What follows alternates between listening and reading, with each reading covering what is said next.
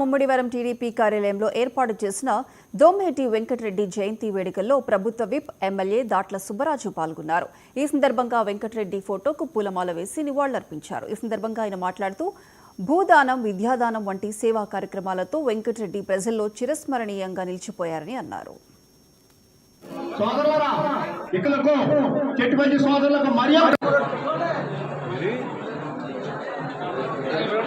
మరి ప్రభుత్వ పరంగా అంటే మనం చేసుకోవడం లేదు, ప్రభుత్వ పరంగా ఒక స్థలం కేటాయించి అందులో ప్రభుత్వం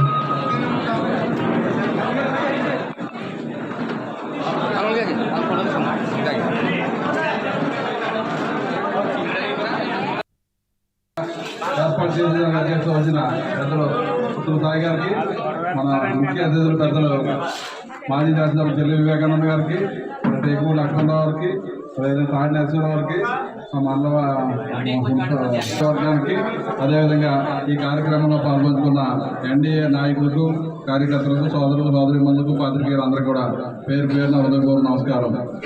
మరి దొమ్మేటి వెంకటరెడ్డి గారి గురించి అందరూ కూడా చెప్పారు.